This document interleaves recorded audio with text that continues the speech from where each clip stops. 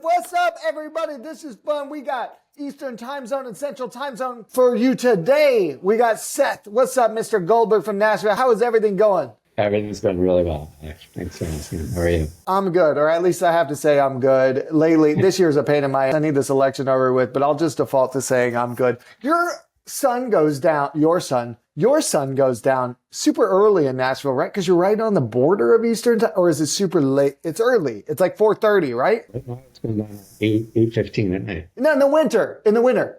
Winter, absolutely. It gets early. Yeah. It gets a little bit too early if you ask me. About 4:30, you're right. We have the two most happening cities in America, in my opinion, joining forces today. This is awesome. And for every of our 7 listeners, Nashville's the most fun city. We will be there in October. Should you be in behavioral health? We are sponsoring conference and getting a balloon. Seth, tell us, you have been at the biggest stuff, most recently a fractional CMO at Aspen Dental. How many locations? Like 700 locations or something like crazy like that?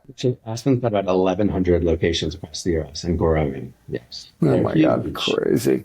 Crazy. I was really focused while I was at Aspen. I was primarily and only focused on Motto clear aligners. So their new brand, if you will, of clear aligners that they are just launching nationally now. And I was there for the past year plus, as you said, in the fractional role, really helping develop strategy, both from a brand and creative strategy perspective, as well as media strategy and marketing strategy overall. And then really working internally with their sell in Motto to their doctors, practice owners, et cetera, to get them excited about Motto and offering Motto, understanding the value that Motto can bring to their practices, et cetera, and getting them trained up on I didn't obviously do the training, but we were getting them trained up in anticipation of bringing the product, bringing that service across those 1,100 plus locations. It's a really I love it. And 2.5 years at Smile Direct. So you love aligners. I love aligners.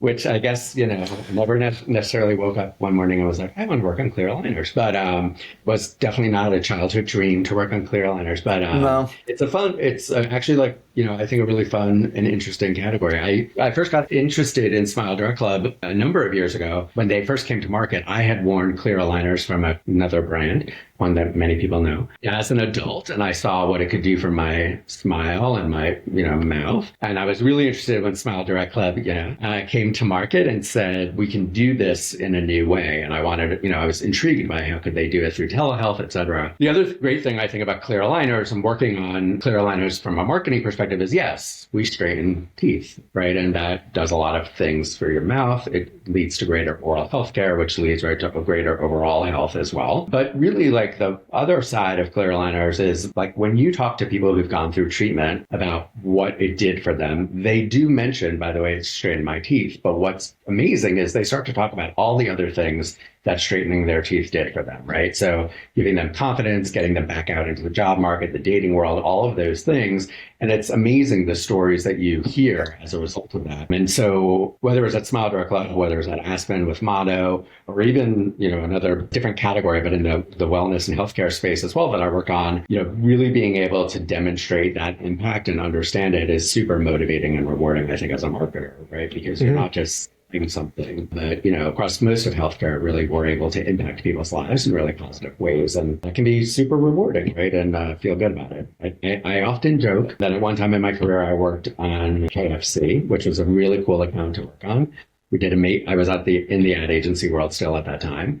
Did amazing work, was all really good. But, like, you're selling fried chicken to moms and asking them to We got Sunday buckets every Sunday, bro. They're cheap. We love KFC. And it's important, right? Like, and we did great work. We moved the business in the right ways, but being able to help people, like, achieve new things and go after their goals, things in life, right? Through things like straightening their teeth is a very rewarding and fulfilling place to live as well. So it's been a cool place to be. Medical marketing's marketing that matters, baby. Yeah, exactly. I had braces in high school, and I can tell you if aligners were a thing, it would have saved me a lot of anguish. My dad on homecoming night, he goes, can't you just take those off for the night? You look like, no. I was like, oh man. And then it's like, did you wear your retainers? I think the thing with aligners is, right, like, it's commitment. And I think what I've seen in this category is, especially with parents, is, well, my teenage son or daughter actually wear these things and keep them in and be responsible, right? So there's a lot of that goes into it, whereas putting metal wires and brackets on your teeth, they're there, as your dad noted for your number. Yeah, I never thought about that. The commitment is higher. Yeah.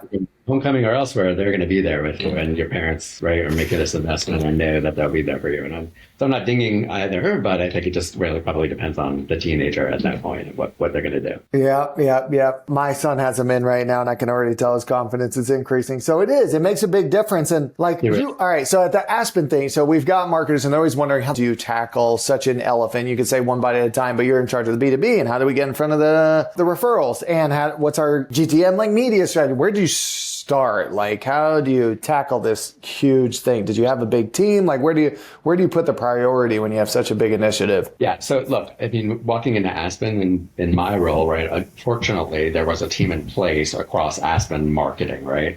That really had been focused very much on marketing Aspen Dental. There had been a core team that had been devised or derived out of that organization, and others that were brought in to really be a sort of act like a startup, if you will, within Aspen to focus on Motto. So I walked into really a very pre-existing organization and structure that we got to tweak a little bit, but really was in place and had the right resources. And the way Aspen's set up as well, they have centers of excellence in things around like media or e-commerce, et cetera, that these guys, are super at their jobs and know what they're doing. For me, though, like walking into an org like that, we have to understand that the first and foremost, and this will tell you a little bit about how I think overall, is like the brand and what is this brand really about?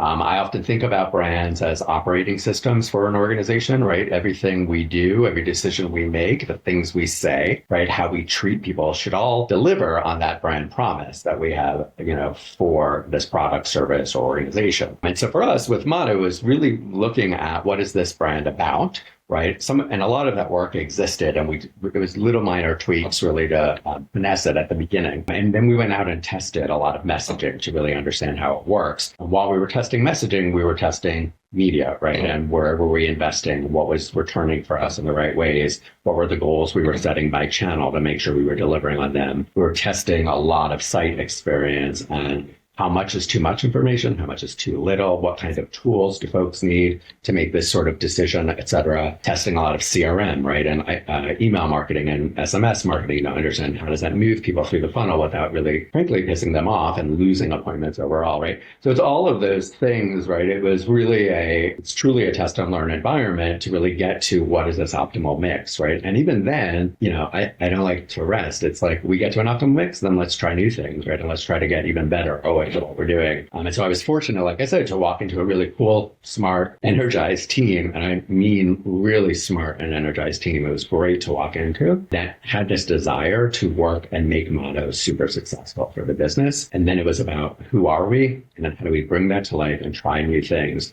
And that was the work we did. A lot of refinement, a lot of building, a lot of learning, and really getting us to a national rollout plan, which was part of the last part of my role. And Aspen was really like, once we had those learnings, really defining this is who we are, what we're going to be, and how we're going to go to market, and then getting the organization, right, both at the corporate level, but also all of the practices, really excited about what we were bringing to market.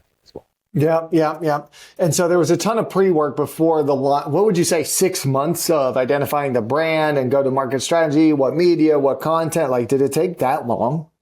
I mean, look, some of that, right? Like I said, there was work existing. There was stuff in market already when I got to Aspen. So I'm not the one that necessarily drove everything. So I want to give people that came before me. Obviously, they laid a great foundation and roadmap. It was tweaking. We spent probably about the first 6 months just testing and learning, right? We're like putting things into market. We were in 2 DMAs where we were just like really going hard at those DMAs to understand what was working. And that was digital advertising, but it was also things like PR, right? And what's going to work, what's going to get traction, how are we going to get the attention? It was things like obviously social and influencers, learning and seeing what works, what work.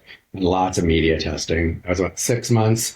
We took, we sort of set things in motion, demonstrated to the org that there was demand for this product and that we could, do it in the right ways. And then it was about refining, building those plans, building the plans to sell internally and get the offices, right, really motivated, getting the right people within Aspen behind the product and service to help motivate what we were doing from a marketing perspective. And then really just prepping it for national rollout. But, this is a established organization, of course. They want to see A lot of brand. right before they're going to invest heavily in something. And so, it's understandable that we were taking the time to do it the right way and make sure we had the learnings and we could prove that we could be really effective in bringing this product to market. And how did you do, what was with the influencers? Did you use like a tool, an agency to find them? What was the initiative there? Was it content? Was it partnership? Yeah.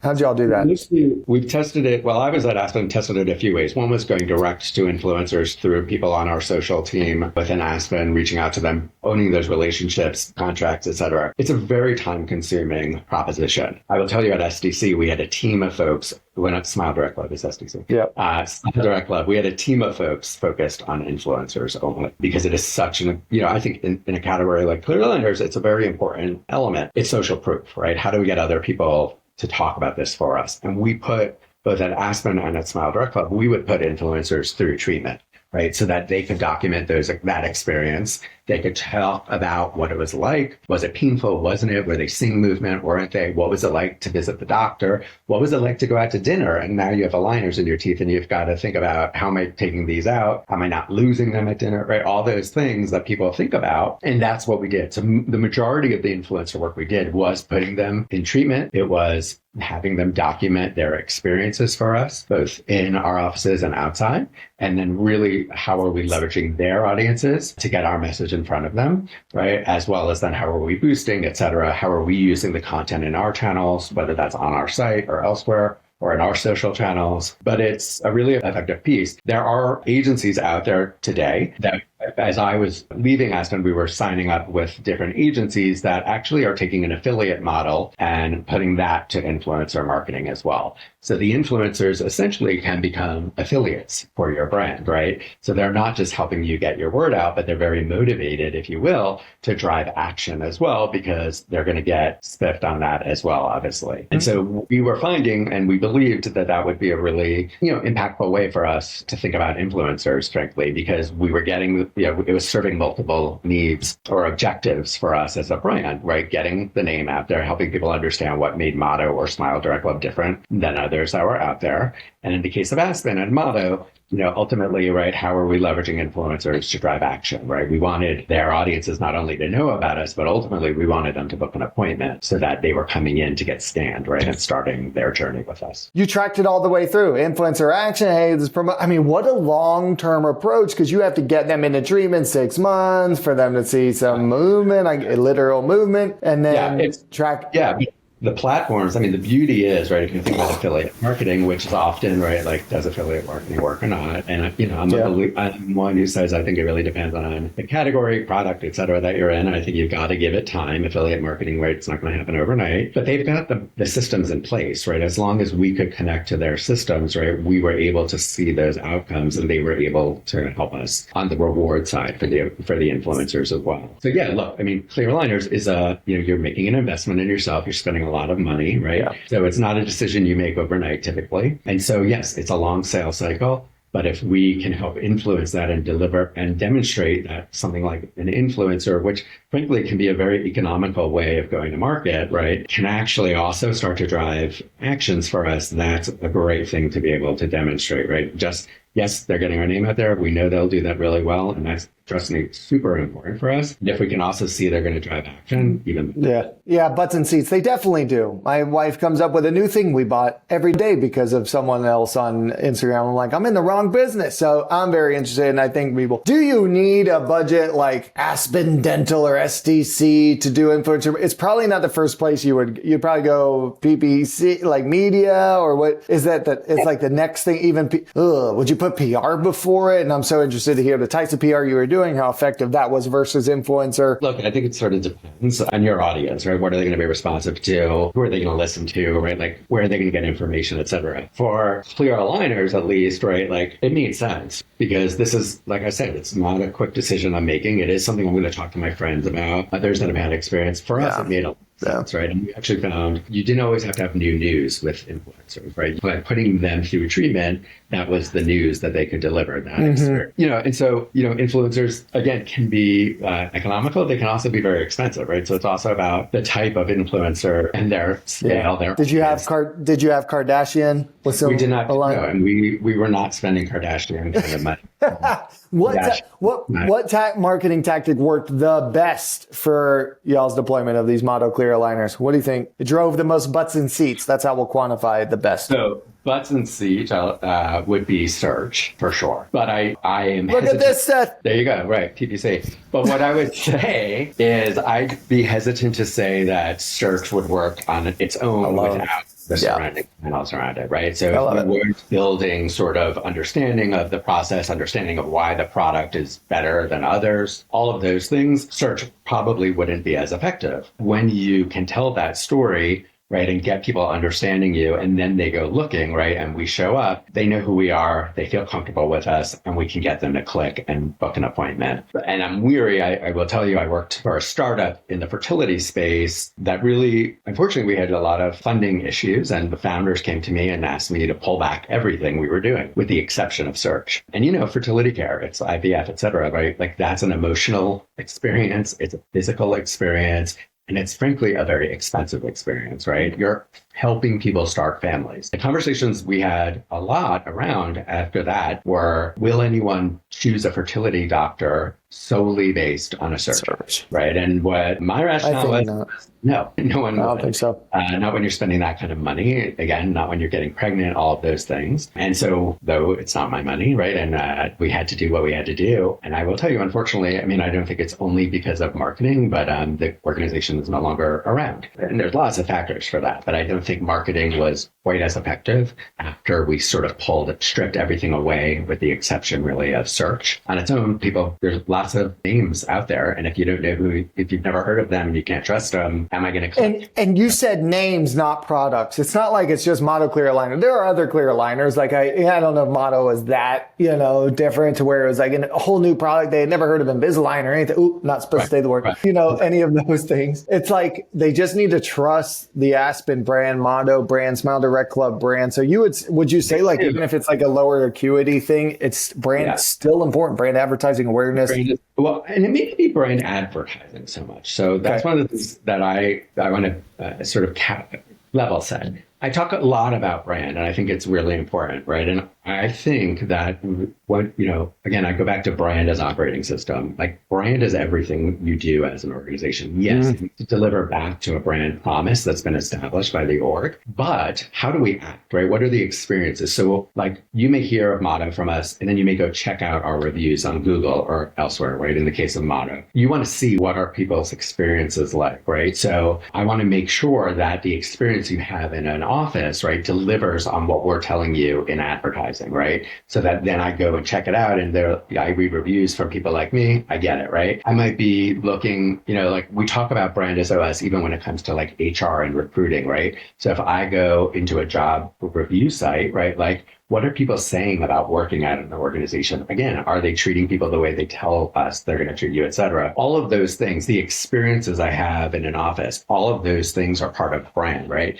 And so, like there's an element of brand advertising that I do believe still matters. And I'm excited that we're seeing more and more orgs start to talk about the importance of brand overall and brand marketing, et cetera. Great. But you've got to deliver on that. Otherwise, I think there's a lot of names out there. If I don't start to know what this brand is about, how they act, right, why they do what they do, I think it's a little bit harder for me to make a big purchase decision like clear aligners, right? Again, lots of money, right? It's my teeth, so I don't want to screw with it because I don't want to end up looking crazier than I already do, right? All those things are going to influence that decision I make, right? Same thing with PR, but you brought up before, right? Like, what am I hearing about this company? Am I hearing about this company? And hopefully, am I only hearing good things, right? And all of those things are going to help me make my decision because we don't just make decisions because we want to, right? We tend to be irrational as human beings most of the time, right? So we need all of those other elements to help us make those informed decisions, right? Ultimately, that are right for us as individuals. I love how you reframe brand to being the promise, the delivery, the reputation, everything. It was the care, the access, everything there. Like we said, it was going to be to the outcome match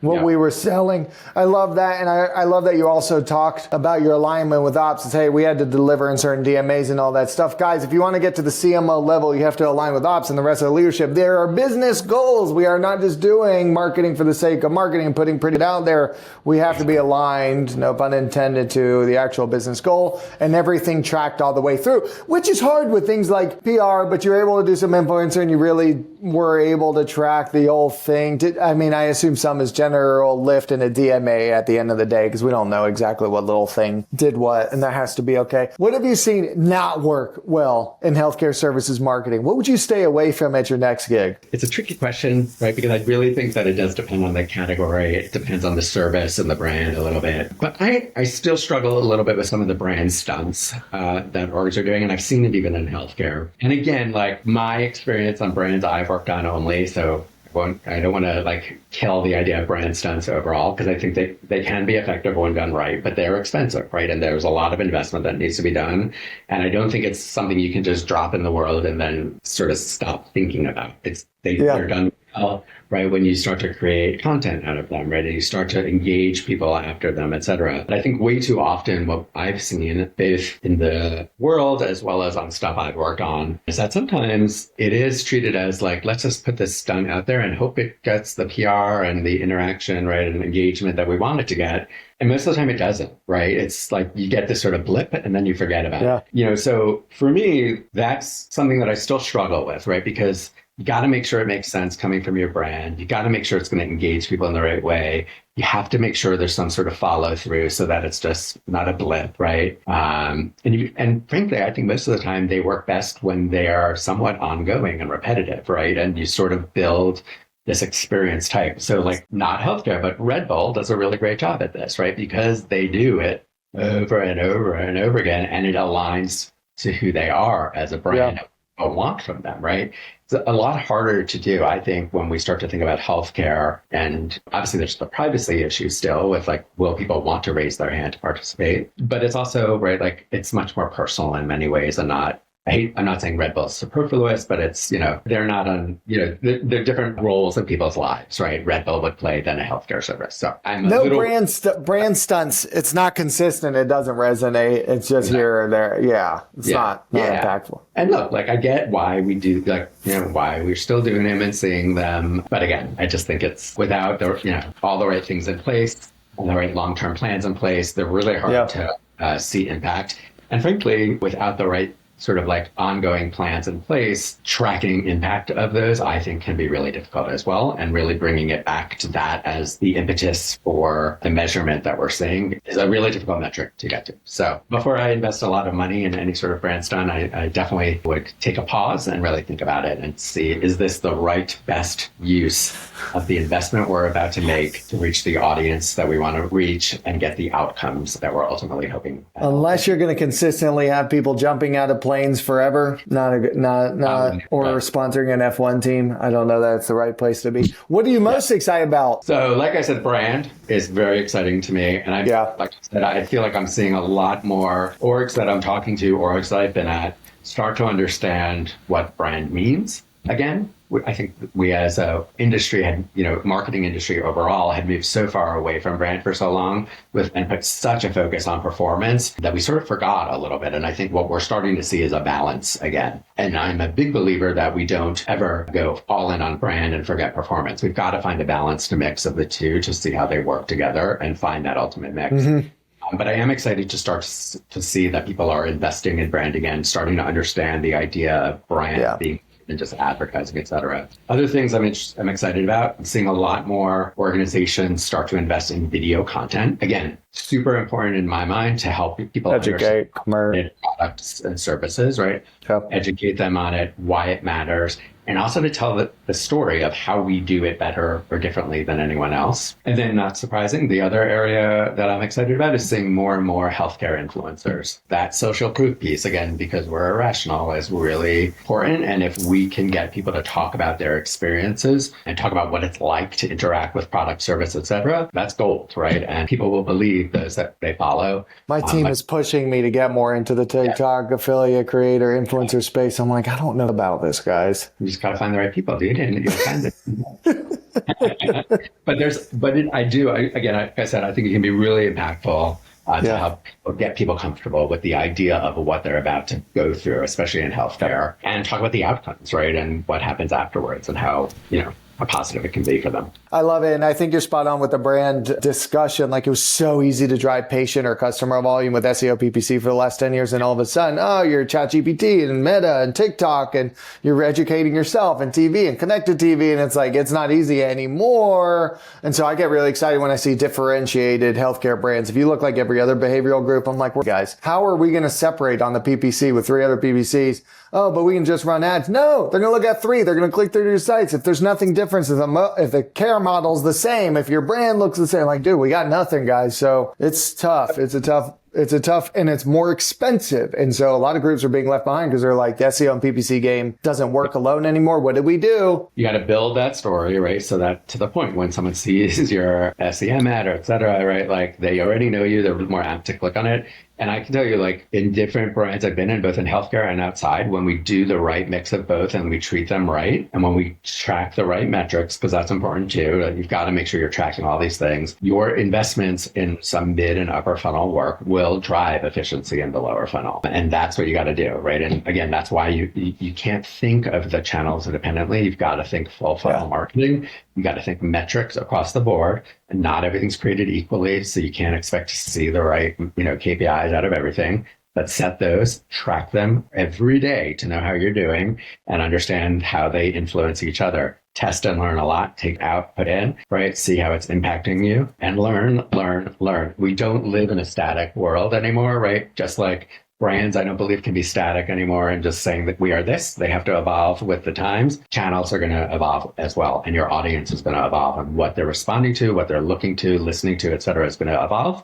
And so you've got to always be testing and learning and understanding it. Have a core program that works, and then dedicate a bunch of your budget to that test and learn, and have fun with it and learn from your failures. I love it. Take it out, put it in. I can already tell we've got the tagline there for this episode. I love talking about brand in all the ways, because it's not cheap, and it's hard to get across. And it's like, everybody wants to know how that brand thing, the upper mid funnel stuff, drove a lead like that CPL. And I'm like, guys, it's like overall lift. So there's a lot of education to happen there. And our client marketers and healthcare marketers, they also believe this, I believe. And it's like impossible to get leadership on board and just saying, guys, we spent X total and we got X amount of leads. No, but what did this one do? And it's like, it doesn't work like that anymore. So learn. The world is not static. Seth, they can find you at the Pilates studio and also on LinkedIn, right? They can, yes. Thank you for the plug.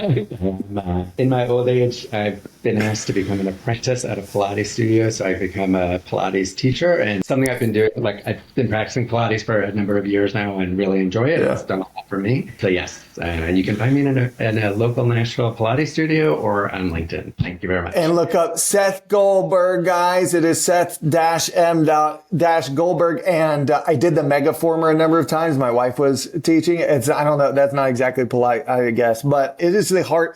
I walked in, I was like, where are the weights? There's no weights. The workout's going to suck. It was the hardest I've ever done. People are like, how hard could this be? And I have a friend who just came and started with me, and she left and she said, wow, that was way harder than I ever thought it was. The next day she called me and she said, I'm a lot sorer today than I was from most workouts. So I said, well, that's working. We're doing the right thing. So. I love it. Welcome. See you in Smashville Pilates. Seth, thank you for joining us on Ignite. Thanks, Alex. Thanks for having me.